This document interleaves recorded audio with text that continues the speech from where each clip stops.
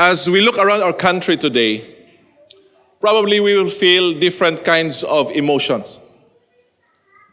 On the one hand, kung atong tanawon ang mga balita, daghantag makita nga mga images of our countrymen nga nagsuffer tungod sa mga niagi nga mga typhoons o even mga heavy nga mga rain sa ato nga country.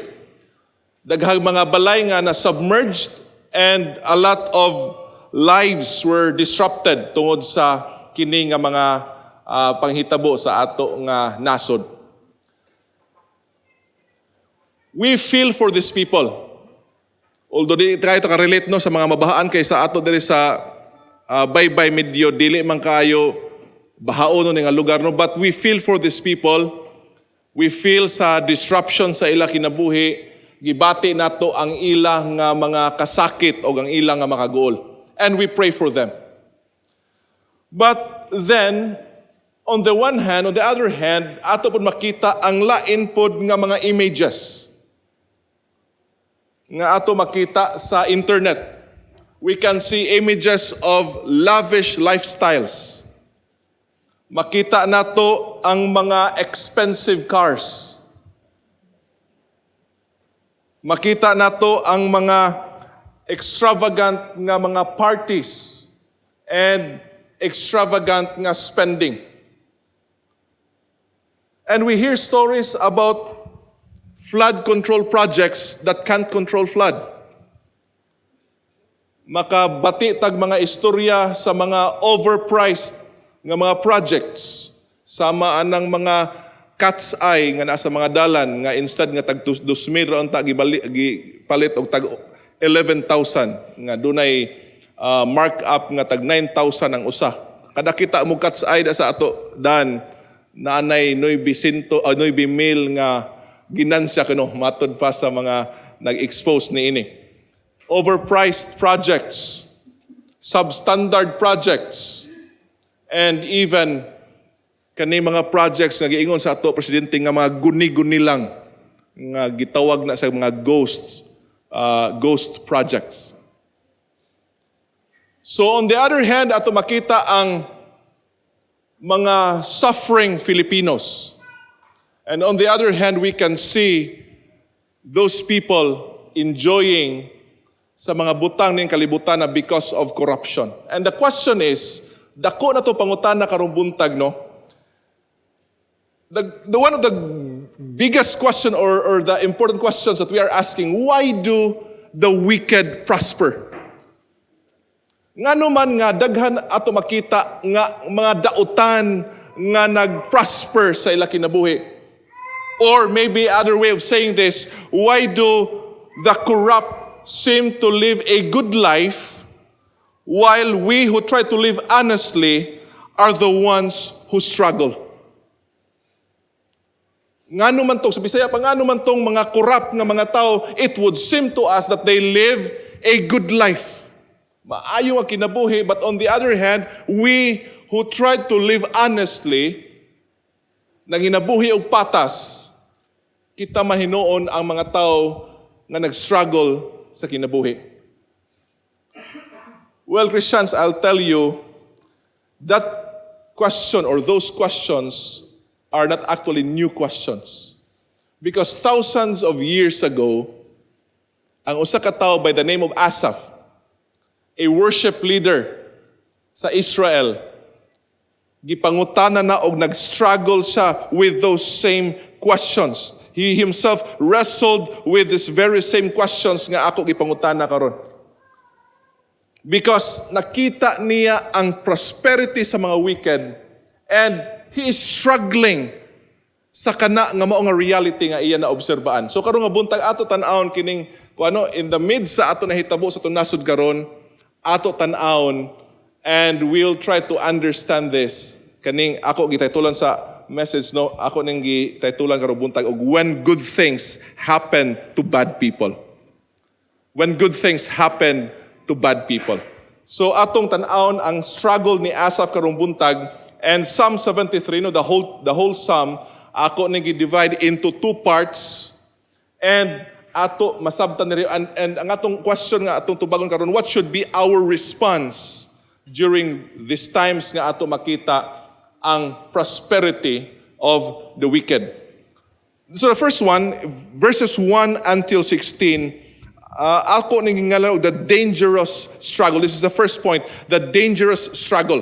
Because in here, makita nato ang struggle ni Asaph nga dangerously nag-affect sa iya faith. And sa pag-start niya sa Psalm, you know what? He started this with this valuable truth. Ingon sa din sa verse 1, surely God is good to Israel. He started this Psalm, or sa pag-explain sa iyang struggle, with this foundational truth that everyone in Israel knew. Nga ang Ginoo is a good God. God is a good God. This is a very foundational truth. And every one of us here, nakahibalo aning truth. Kani, no, na-common na ni sa ato nga mga circles sa evangelical, nga moingon ang pastor og God is good. And then the people would say, Amen. All the time. Moingon ang mga tao, all the time. And then moingon po ang pastor, all the time, God is good because we believe ug mauna ang ato gyud nga gihuptan ingon si Asaph dinhi, surely tinuod gyud nga ang Dios usa ka maayo nga Dios. And I think walay musupak nato diri sa kana nga truth nga moingon tano, God is good. Ang question sa ato, God is good ba sa ato kinabuhi? Maayo ba ang Dios sa imong kinabuhi? Maayo bang Ginoo? Amen. No? I hope we are all convinced that God is good. When we say God is good, it carries the idea that God is faithful to His covenant people. God is faithful to His covenant people because God made a covenant to His people. He promised them that if they will obey God, then He will give them blessings. Diba? Basic na sa law. Deuteronomy 28, Leviticus 26, nag-ingon diha, if you will obey my commands, then I will bless you. If you will obey, I will bless you. And if you will disobey, I will punish you. That's why, kana nga mao nga foundation sa law, no? Kana nga mao nga stipulation din ha, mao na ang magpakita pod nga God is indeed true. If you will obey, then God will bless you. O nakita ni Asaph nga tinuod na no, o mao ni ang iyang i-claim din nga God is faithful, God is true to His words. Walay lalis niya na makaigsunan. And this is the very basic nga truth din God is good to Israel, to those who are pure in heart. Iya gilay down din na ang foundation ani mao nga discussion. Nga number 1, tinuod nga ang Ginoo maayo nga klase nga Dios. But after that valuable truth, if you move on to verse 2 until verse 11 of Psalm 73, we can see here the observable tragedy. Akong gangita kong word no nga musibo gid ani, but I chose the word tragedy. Usa ka trahedya. Nga naman, because when we say tragedy, it's not just about a disastrous event, but also an event that invokes feelings of sorrow and grief. Mao na ang tragedy. Ingon diri, pag ingon na God is good to Israel and to those who are pure in heart. But the verse 2, ang start din ha sa verse 2 nga verse is the word but. Mao ni ang established truth, mao ni ang foundational truth, and we are convinced of this.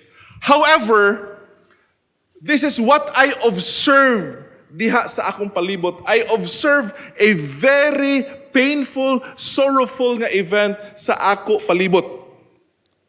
Unsa din na-observe ni Asaph diri, but as for me, my feet had almost slipped. I had nearly lost my foothold, for I envied the arrogant when I saw the prosperity of the wicked. Ingon sa hapit ko mastumble, hapit na ko mawad-e sa akong pagtuo diya sa Dios. Hapit ko na sukamod o nadagma because I envied the prosperity of the wicked. Unsa man na-observe ni Asaph dinhi? Makaigsunan, nasa upat ka mga butang na na-observe dinhi nga mauni ang hinungdan sa iyang struggle. Number one, ingon sa pulong sa Ginoo diha, ang mga wicked kuno, they have no struggles. Their bodies are healthy and strong. They are free from the burdens common to man. They are not plagued by human ills. Kung imong tan-aon, diri sa ubos ni ingon si Asaph din ha, that they live carefree lives. Number one, mao na ito maobserbahan. Ingon si Asaph, nganong nag-struggle ko because I've seen the wicked living carefree lives. Mga kinabuhi nga, wa sila'y daghang problema. Number one diha, nga ni Asaph, they have what? Healthy bodies. Mao ni number one.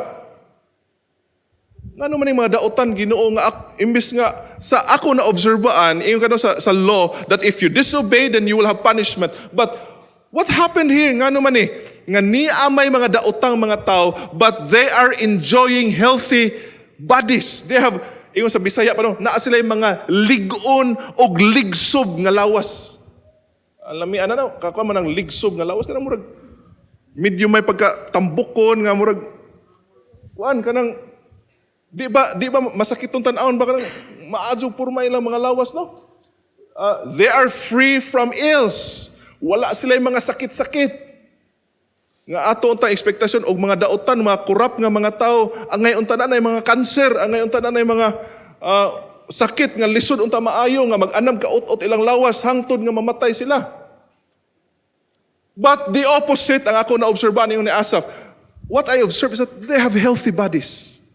Number two, ingon si Asaph din ha, not only they have healthy bodies, but they have material prosperity. Grabe kadaghan ang ilang mga material nga pagpapala, no? O sa Tagalog pa. Ang ilang mga possessions. Ang ato doon nga common nga makitaan ka na, makitaan sa internet no kaning katong controversial kaayo nga pag kuan ni mga diskaya no sa ilang mga luxury vehicles, 40 kuno kabuk mga luxury vehicles. Pakita dito mga Bentley, wa man kaila na, mga Rolls-Royce, mga Mercedes. And then katong kausa pa no nga gipakita ang Rolls-Royce nga gipalit ra kuno to. Kay nga naman tungod sa payong dito sa kilid sa pultahan. Ingon ko nga bisan siguro payong sa Rolls-Royce di ta kapalit. Kaya ang Rolls-Royce tag 40 milyones ang usa. Bisag payo naman, service ato din simbahan ba? Payo na din, di ta kapalit ato siguro tabaw tagpila tong payo nga, no? They have luxury cars, unsa pa na luxury vehicles. And one video nga nakita, usahay no, di ta ka ayo ka sure kung asa yung tinuod ani sa internet. But one video, if this is true, nga ang mga anak sa mga politicians nag-discuss sila og asay mas maayo nga private jet. Nga mas maayo ni kay naay lamisa, nga mas dako-dakog space. They're not talking about cars, they're talking about private jets. Ambot kita, kasakay baka tag private jet bisag kausa lang sa tong kinabuhi siguro. Bisan mga ganig commercial flights maglisod pa mga nitausahay no. Kaya ta ka-afford anang tag 5,000 na nga mga plite sa eroplano, but they are talking about private jets. Ang ilang service private jet na, haya-haya ba ng kinabuhi ano? And they are having a yacht party, kanang sa yate nga mga party. Kanindot ana, no?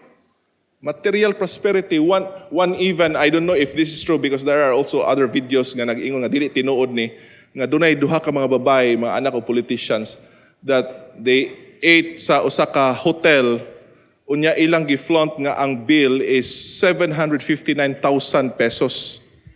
Pero mangingon uban nga di ko na tinuod. But if this is true, ibutan na to tinuod ni, i-verify pa na to, basig ma-fake news si pastor dire.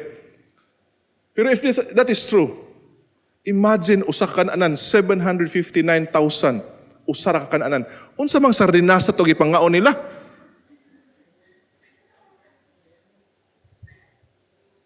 Hinuon siguro makaingon ta nga steak siguro no murag okay pa na may mga A5 nga wagyu beef nga wa patakatilaw siguro bisag usa na to dire.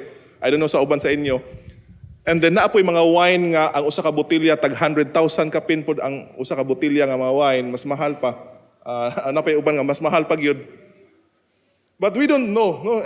Luxury, no? But ingon sa grabe. You know what? One video nga ako nakita, I think Jessica Soho gi-interview na si Mayor Magalong. By the way, side note lang, no, fanboy gyud ko ni Mayor Magalong sa una pa. Wa pa ni nga issue karon sa una, fanboy na ko ni Mayor Magalong. Kay grabe gyud ang akong pagdaig niya the moment nga iyang gipagawas ang BOI report sa Mama Sapano nga incident. Gi-implicate gyud niya ang presidente sa Pilipinas og didto nawala ang iyang damgo mahimo sang chief PNP sa Pilipinas.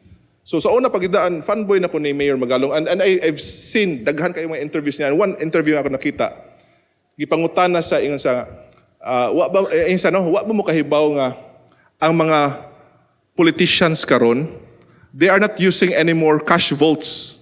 Di na kuno sila mo gamit anang kanamit ang butangan nagkwarta nga mga og sa Spanish pa ng mga kahadiyero, no? Sa tukuan ba?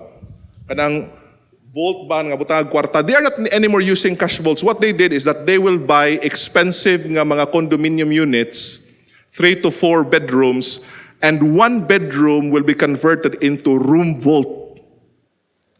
Dili na kaha ang inang butangan sa kwarta, kundi kwarto na, kaya di na mo sibo sa kaha.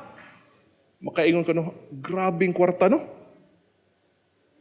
Kaya ingon lagi, ang usa ka billion day kuno, ang usa ka billion pesos, kung imo nang tinaglibo, ang dimension is 5 by 5 by 4.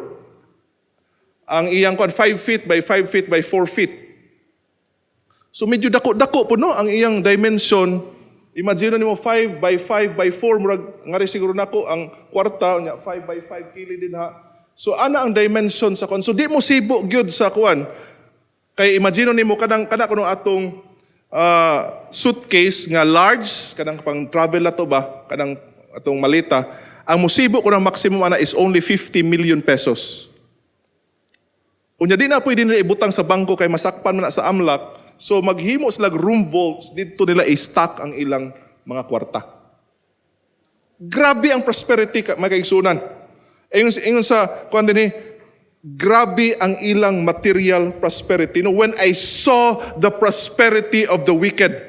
And number 3, not only that they have healthy bodies, they have material prosperity.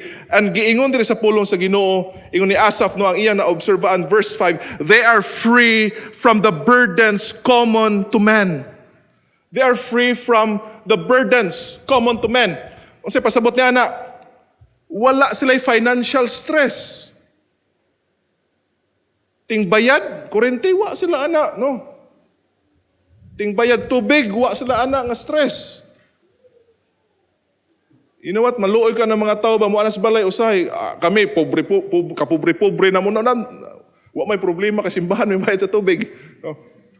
Pero na mga tao mga na sa mga balay, pastor, pwede kong mamaylog bisag 200 na lang, pastor. Kaya wa dyan may kabayad sa tubig, maputla na yung pastor.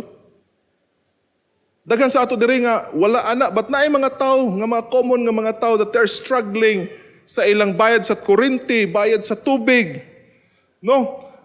Bayad sa napay uban usahay no, pastor, pwede kog mamaylo na ibayad sa tuition sa akong anak. Una aran dato aba paminaw ni pastor no, murag ngari mamamaylo sa kan. Napag-iyon pastor, pwede kog mamaylo akong ipuhunan sa negosyo. Na one time nangutana ko sa akong Bible study ba, kinsa may pinakadatong tao diri sa utod para ninyo kaha inyo nahibawan siya. Ikaw pastor. Aran dato ang pastor paminaw no. Kami po struggling sa among mga utang. May ato mga utang puno nga hilom ra nga utang ba. Nato mga ato po mga struggles no, ato mga financial struggles, financial stress. But these people, they are free from those concerns or burdens sa common nga mga tao. They have access to high quality services. Sa healthcare, kita magduha-duha tag atong ospital kay nga naman ang bayad, pero kini mga tawhana usually masakit gamay adtog US magpa-ospital. Yahaya no, atog Singapore unsa diha asa diha pang pa-ospital.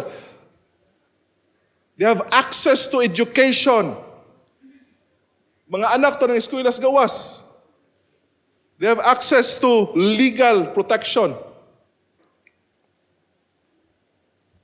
They are freed from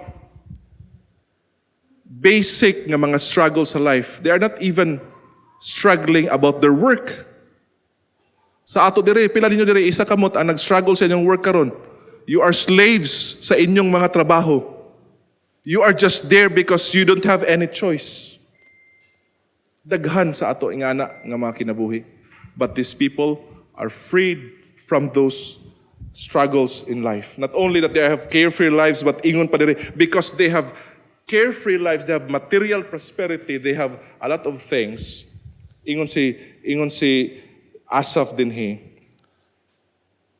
They have overflowing pride and arrogance. Muna ikaduha, they have overflowing pride and arrogance. Verse 6, no, tungod ni ana, tungod sa ilang material prosperity, tungod sa ilang healthy nga mga bodies, therefore, verse 6, pride is their necklace. They clothe themselves with violence. And kung imong basahon, verse 9, their mouths lay claim to heaven, and their tongues take possession of the earth. Therefore, their people turn to them and drink up waters in abundance. They are arrogant and proud ng mga tao. Number 3, imong basahon ang verse 7. And there is a verse 7. No, there is a verse 7. From their callous hearts comes iniquity, from evil conceits of their mind no limits. Not only they have carefree lives, they are overflowing with pride and arrogance. And number 3, ato makita diha that there is no limit sa ila nga wickedness. Why limit sa ilang wickedness? Mo nang giingon diri sa verse 7. The evil conceits of their minds no limits. They scoff and speak with malice. In their arrogance, they threaten oppression. And mo itong giingon sa verse 9 and 10, their mouths lay claim to heaven, and their tongues take possession of the earth, and therefore their people turn to them and drink up waters in abundance. They're overflowing with pride and arrogance. They have no limits sa lang wickedness. And finally, kung imong basahon, no? Verse 11, tanawa, verse 11. This is very, very painful. They say, look at this. How can God know? Does the Most High have knowledge? Grabe na nga statement. Nga naman. Because not only nga they live carefree lives, they're overflowing with pride and arrogance. Number 1, they have no limit sa ilang wickedness. But number 4, they did grave mockery against God. Mao ni pinakasakit din nga naman. Kay sa tanang gibuhat nila, they are doing evil and they are prosperous. That's why they have the confidence to say, moingon sila sa verse 11, no, how can God know? Nakahibaw ba ang Diyos? And then so next question din, does the Most High have knowledge? Kabalo ba ang Ginoo? They're questioning the omniscience of God. Awa lagi kabalo ang Diyos. For me, as I read that, it's a grave nga mockery. Once say grave na, ako ibutang grave din na because this is to a great degree. Dili basta-basta nga mockery. They mock God. Because for them, walay nahimo ang Diyos. Maybe God, wa sa kabalo sa among gibuhat. That's the point. And so, mao ni ang struggle ni Asaph. Nga, Lord, ingon ka sa imo kuan nga, you are good. You bless those who obey, and you punish the disobedience. But nga no man ni Lord, nga mao man ni ang nahitabo, mao ni ako na-observe sa ako palibot. That's his struggle, or that's the observable tragedy. And now, number 3, the last part of this part 1 sa ato nga point, the unbearable torment. Kung tungod ni anang mao nga mga observations, verse 12 until verse 16, makita nimo ang torment, ang pain, ang sorrow ni Asaph sa iya nga kasing-kasing. Look at this. The first thing nga ato makita, no? Iyang point out, number 1, look at, pag abot mo sa verse let's go to verse 12. No, ingon sa verse 12. This is what the wicked are like. Always carefree, they increase in wealth. Surely, tanawan din verse 13. Surely in vain have I kept my heart pure. In vain have I washed my hands in innocence. Unsay number one niya nga torment sa iyang kasing-kasing, naghuna-huna siya about the vanity of living a righteous life. For Asaph, insa nga, Lord, if this is the case, then nagsayang-sayang raday ko sa akong pagkinabuhi sa holy life, sa usa ka righteous life. If the wicked prospers, even if you promise in your word that you will punish the wicked, so sayang na dahil gihapon Ginoo kining akong, kung mo ni ang pinakasakit, no? It's pointless. Ang pagkinabuhi sa usa ka matarong kinabuhi for, yung si Asaph, Lord, pointless tang dahil ni tanan.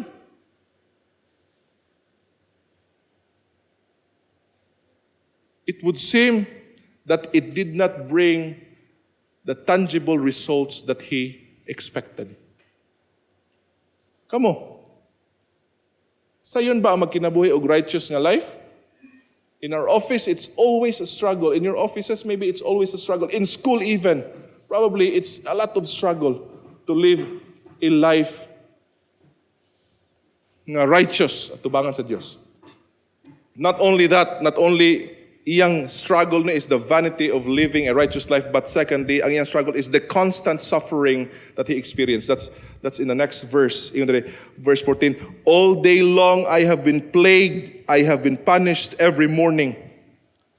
When he lived that righteous life, when he strived to live that righteous life, ingon si Asaph, every day is a struggle, every day I'm suffering. Kaya nga naman gusto ko nga magkinabuhi untang matarong at tubangan sa Diyos. Matag-adlaw, nag-antos siya.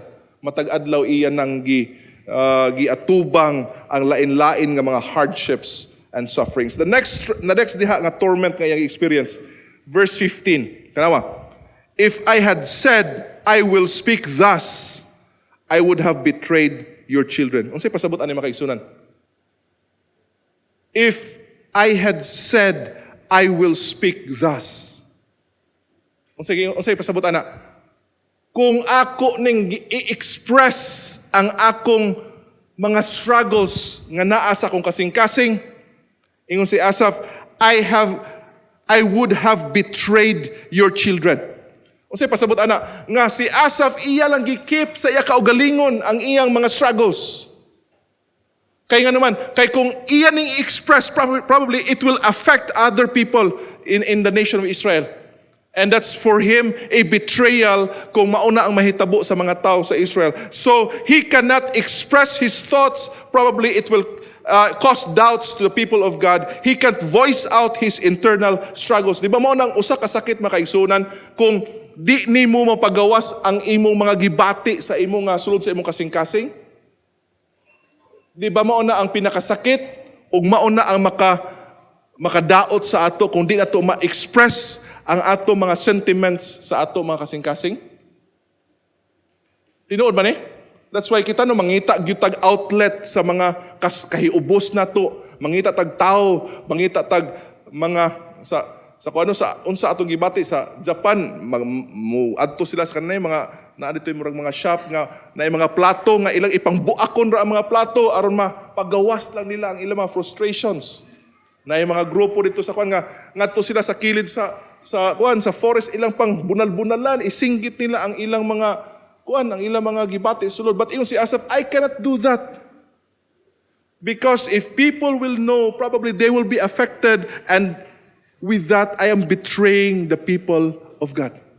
So he has to keep it all for himself. Iya lang nang gikumkum tanan. No? And finally, na diha ang mental anguish because he cannot reconcile these true realities. And Christians, one of the difficult struggles of Asaph, if we hear news like this sa ato nasod, what will you feel? Unsa kay inyong gibati? Unsa inyong bation? Maybe to some, mubati mo, number one siguro, kasuko, di ba? Number one, kasuko. Gibati ba mo kasuko sa nahitabo sa tunasod karon? Ang uban okay raman, no? Bahala mo diha. Maybe bation sa uban ang doubt. Di ba? Kinsa naman ato masaligan karon nga ato mga government officials. Kinsa naman mo kuan. Number 3, probably gibati ang uban sa ato diri og hopelessness. Nay uban sa ato nga wa nagyoy pag-asa ning Pilipinas, wa nagyoy pag-asa ni, no? Wa nay pag-asa ni atong nasod. Kay karon suko-suko ta ining election mo butar man gihapon ta.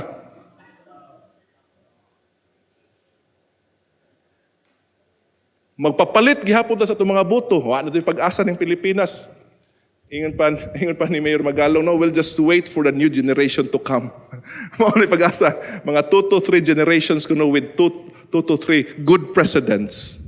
Maayo jud ko natong nasod. But karon pastor wa nay pag-asa ni. Kay ning election wa man gihapon mga di man gihapon ta man gi-research, ang sikat ra man gihapon tong butaran, no? Hopelessness ang uban. Ang uban frustrations. But you know what? One of the common feelings nga lisod usahay i-deal is this feeling of envy.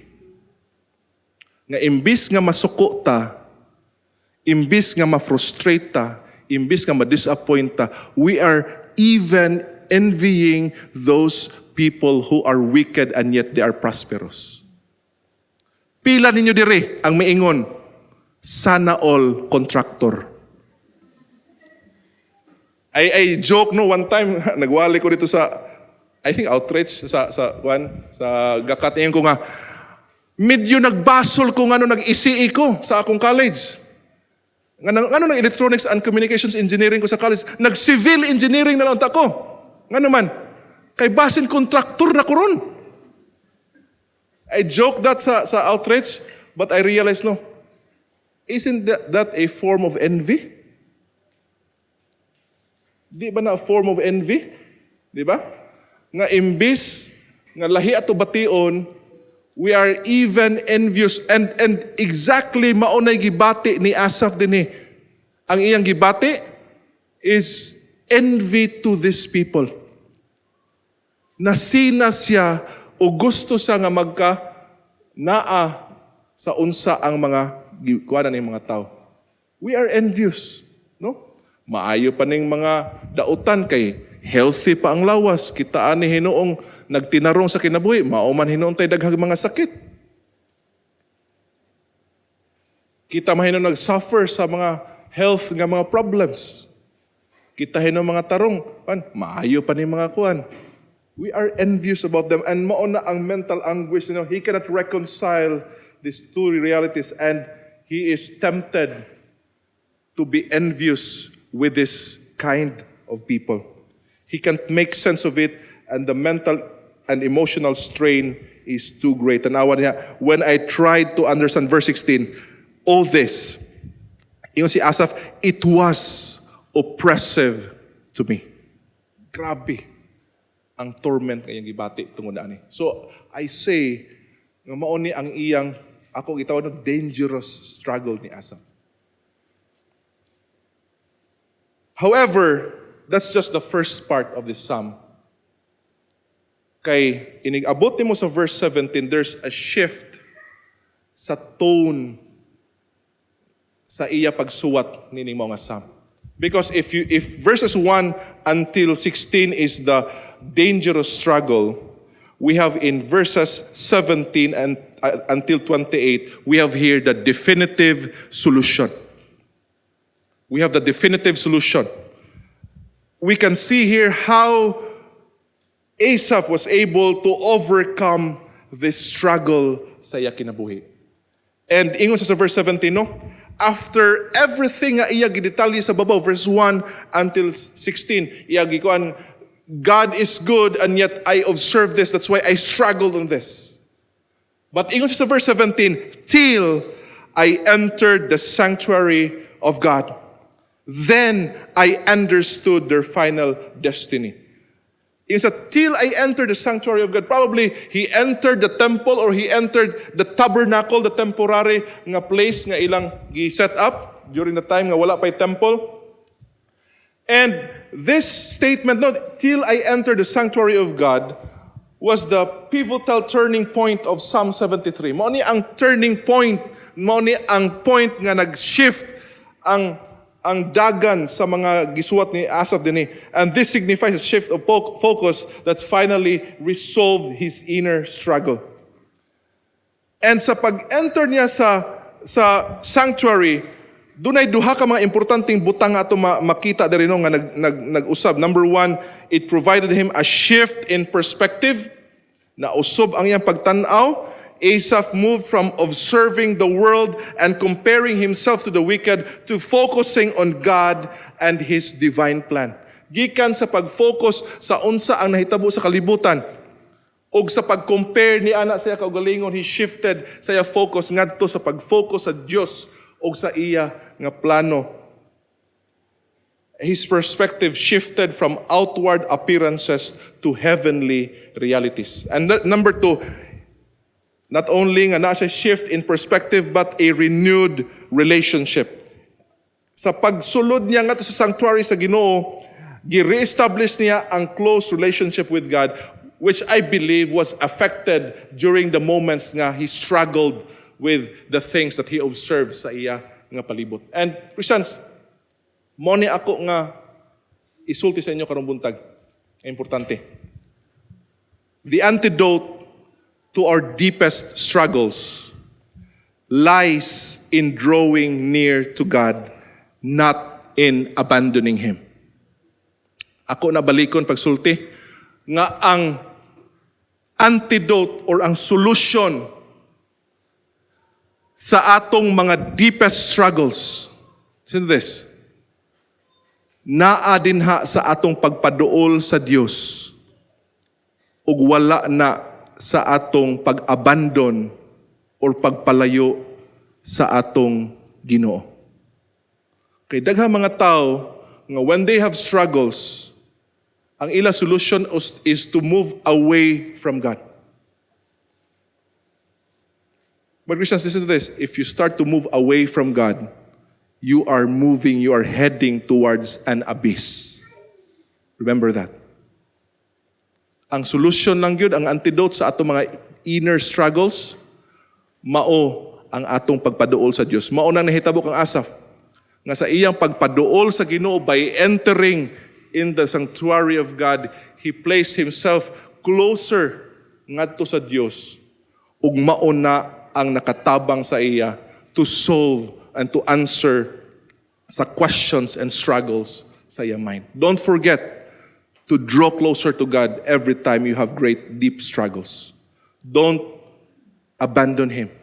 Don't go away from our God if you have great struggles. And when si Asaph nagpaduol sa Ginoo, you know what he understood? There are things na iya na understand. O iya na understood diri. The first one is he understood, number one, the destiny of the wicked. Mo nag-iingon niya sa ko, ano? I understand their final destiny. And mao ni ang nag-solve sa difficulty of Asaph nga iya nasabtan nga there's judgment niining mao nga mga tao nga iya gikasinahan. Nga there will be judgment hereafter, and dark as things may now appear, it will be seen in the end that equal justice will be done to all. Nga bisan og karon sa atong pagtan-aw, murag dili klaro sa ato ang unsa ang katapusan niini mao nga mga tao. But Christians, ingon si Asaph dinhi, iya nakita, iya nasabtan ang ilang destiny. That in the end, there will always be justice for this kind of people. Muna ko gingon sa last ng mga messages no nga, remember Christians that God is a righteous God. Though at times dili nato makita ang justice dinhi sa kalibutan, but for sure when God serves justice, it will be the best justice. Kaya kita sa atong mind no natay mga ideas of justice, and we like, sa akong ginabalik-balik sa message no, we like instant justice. We like nga kung naatay makitaan nga mga dautan, Ganahan ta nga diha dayon masilutan sila. Gani sa uban sa ato diri di ganahan ang mga due process. Nay usa ka parent sa ACS nga ning sa reklamo siya kay ang iyang anak ginabuli. And then ang iyang gusto nga pahawaon ritso ang usa ka bata nagbuli siya without even doing investigation. Di na pwede, no? Ganahan mong utagkuan. Kasabot ko sa iyang feeling nga ganahan sa instant nga justice, instant nga mahatagan og justice ang hitabo sa iyang anak. But we know nga there are times nga dili nato makabuot ang justice sa kalibutan. But Christians, with God as the God of justice, tanan nga mga butang nga atong ginahimo ning kalibutan na will always have its proportionate nga justice nga ihatag sa Dios. And when God serves justice, it will always be the best justice. No gani sa akong evil mind, na ako'y usay evil thoughts ba, nga akong try og suppress.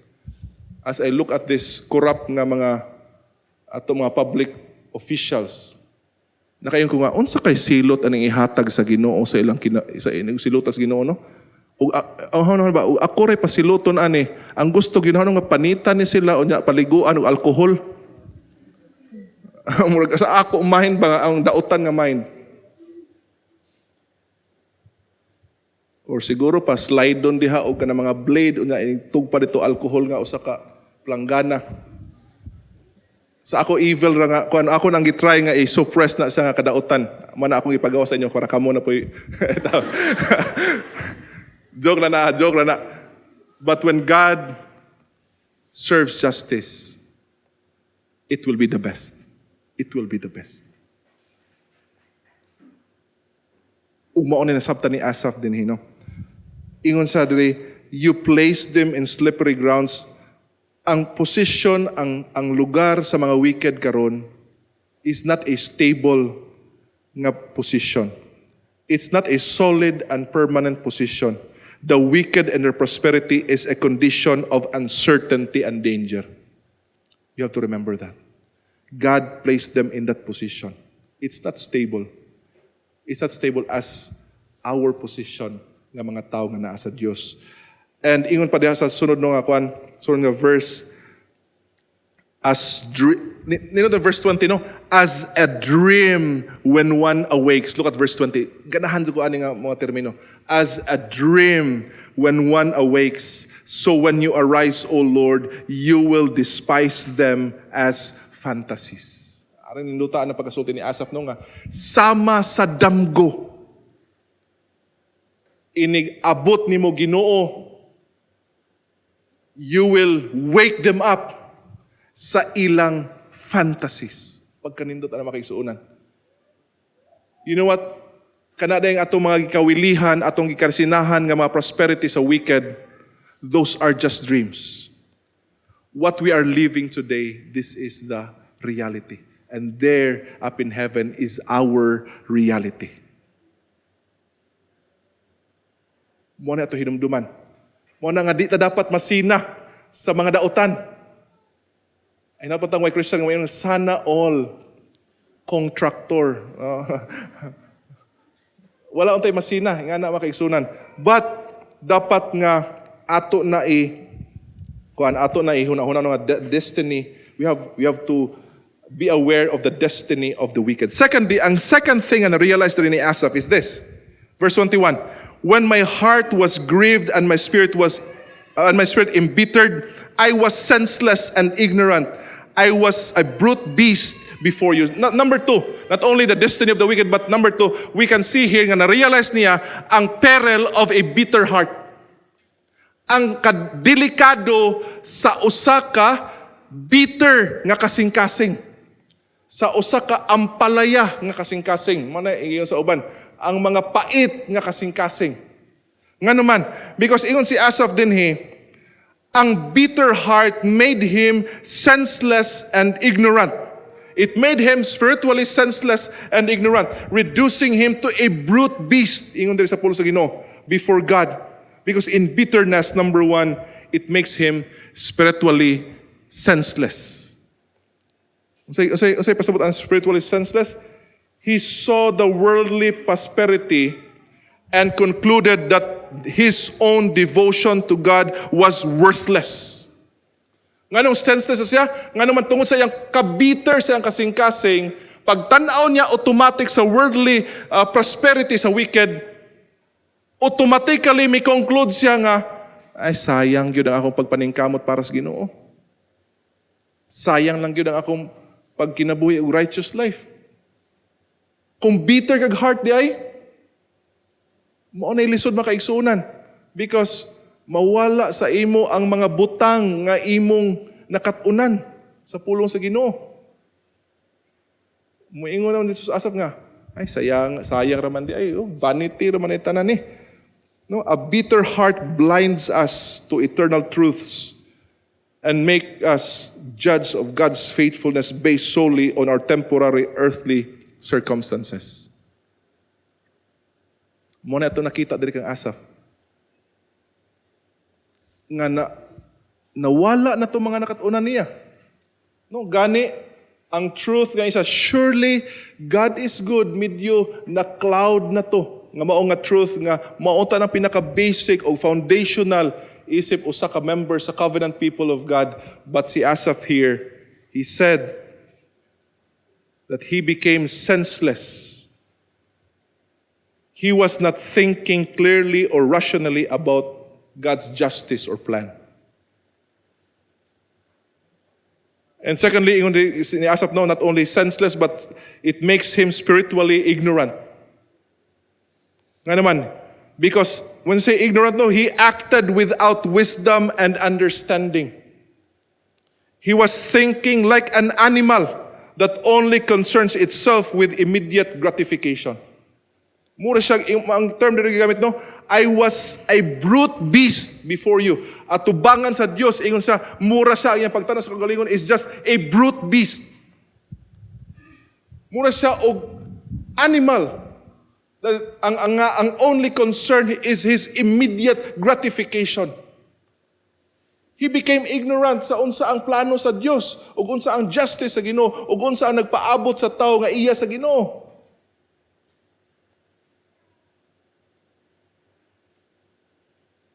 Number 3, not only that he realized the destiny of the wicked, the peril of a bitter heart, but here imong basahon ang diha sa verse 23, no ngari sa 24, yun sa diri, yet I am always with you, you hold me by my right hand, you guide me with your counsel, and afterward you will take me into glory.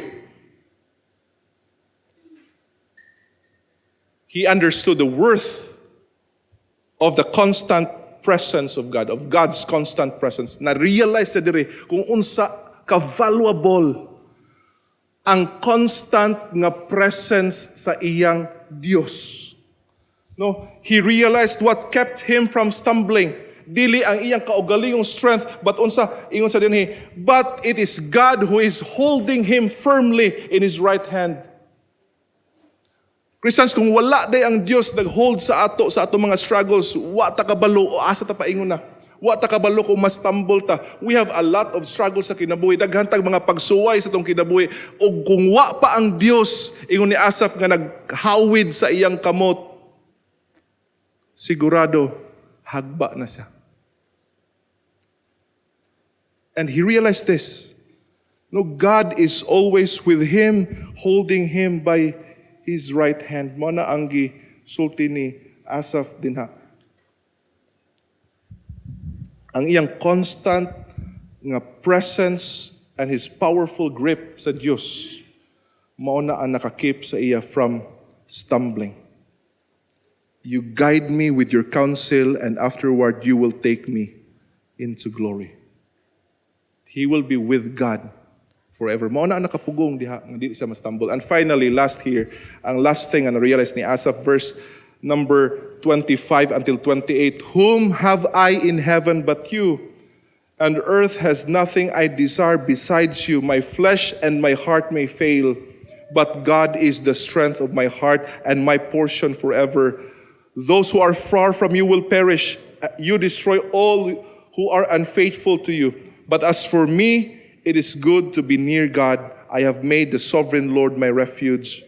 I will tell of all your deeds. Last niya na-realize dire is that he realized the highest good both in this life and the next.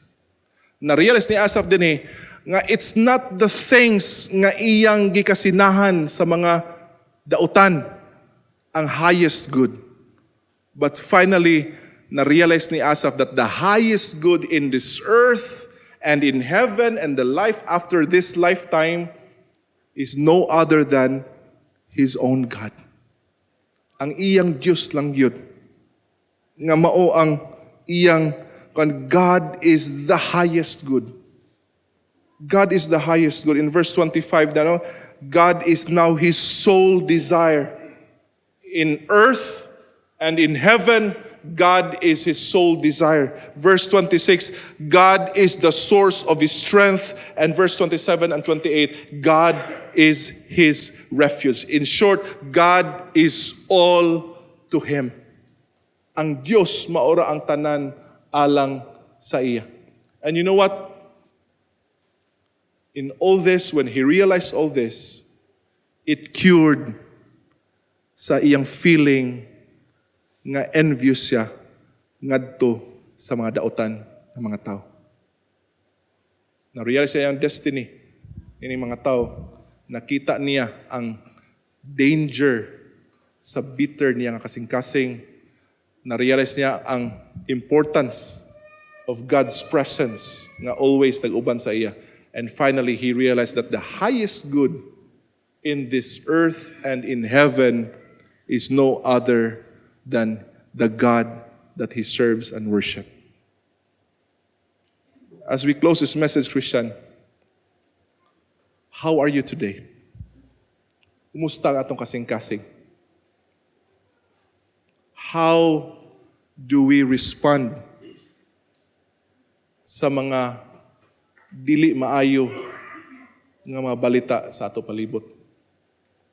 And how do we respond to the seeming inconsistency sa unsa ang imo na-learn sa pulong sa Ginoo ug unsa imo na-observe diha sa ato palibot? I hope that like Asaph, we will draw near to God. We will renew our relationship with Him. Paduol tag maayo sa Dios. O ginaot sa pagpaduol na to maayo sa Ginoo, ma-realize na to ang daghang mga butang, and most importantly, that everything nga ang sa tanan nga sa ana sa to kinabuhi ang pinaka-importante is no other than God and our relationship with Him. May God bless us all, and let's pray. Dear Father, thank you for your word. Thank you, Lord, nga imo ming gitabangan karon nga buntag.